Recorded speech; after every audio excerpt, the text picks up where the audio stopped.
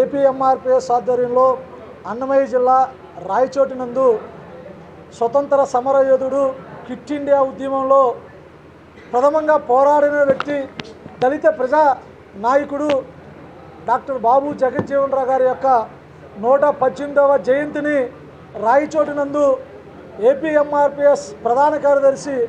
పెద్దపల్లి శేఖర్ గారి ఆధ్వర్యంలో భారీగా నిర్వహించడం జరిగింది। ఈ కార్యక్రమంలో చిత్తూరు, తిరుపతి, అన్నమయ్య జిల్లా, కడప నుంచి విచ్చేసినటువంటి ఏపీఎంఆర్పీఎస్ నాయకులు కానీ, అదేవిధంగా కాదరవల్లి అంటే మా ముస్లిం సోదరుల యొక్క సంఘీభావంగా వాళ్ళు రావటం కూడా చాలా శుభసూచకంగా కూడా భావిస్తూ ఉన్నాం। దేశ ఉప ప్రధానిగా దేశ స్వతంత్రం కోసం పోరాడిన వ్యక్తుల్లో ప్రథముడుగా క్విట్ ఇండియా ఉద్యమం ద్వారా అనేక సార్లు జైలుకి వెళ్ళిన వ్యక్తిగా అంటరాని కులాలు పుట్టినటువంటి అంటరాని కులంలో పుట్టి అంటరాని కులం కోసం అంటరాని తనాన్ని వెలివేయాలని ఊరు చివర పుట్టినటువంటి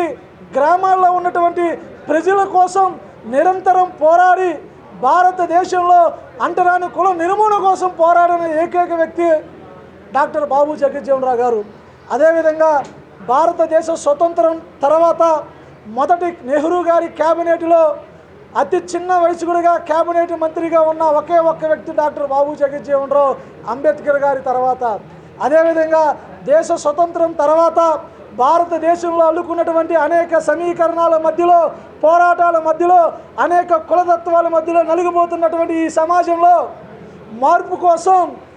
రాజకీయంలో కూడా ముందుకెళ్లాలని 1935లోనే ఒక పార్టీని స్థాపించి 15 మందిని పార్టీ తరపున నిలబెట్టి 15 మందిని దళితుల్లో మొట్టమొదటిసారిగా గెలిపించుకున్న ఒకే ఒక వ్యక్తి డాక్టర్ బాబు జగజ్జీవన్ రావు అని కూడా ఈ సందర్భంగా తెలియజేస్తున్నా। అదేవిధంగా అన్ని పార్టీలని కలుపుకొని 1977-79లో జనతాదళ్ కేంద్రంలో ప్రధానమంత్రిగా అయితే దళితుల నుండి ఈ దేశానికి ఉప ప్రధానిగా నియమించబడినటువంటి ఒకే వ్యక్తి మొదటి వ్యక్తి డాక్టర్ బాబు జగజ్జీవన్ రావు కూడా ఈ సందర్భంగా తెలియజేస్తున్నా। ఆయన చేసినటువంటి శాఖలు కేంద్ర రక్షణ శాఖ మంత్రి కానీ, రైల్వే శాఖ కానీ అనేక శాఖల్లో ఆయన కేంద్ర మంత్రిగా ఉన్నప్పుడు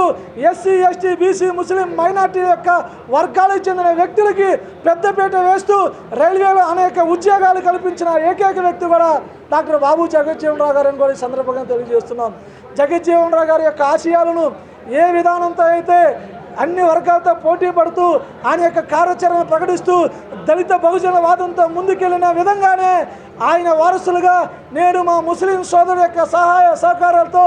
ఎస్సీలు, ఎస్టీలు, బీసీ, ముస్లింస్ అందరం కూడా రానున్న రోజుల్లో ఆయన యొక్క ఆశయాలను ముందుకు తీసుకెళ్లే విధంగా కూడా ప్రయత్నం చేస్తామని కూడా ఈ సందర్భంగా తెలియజేస్తున్నాం।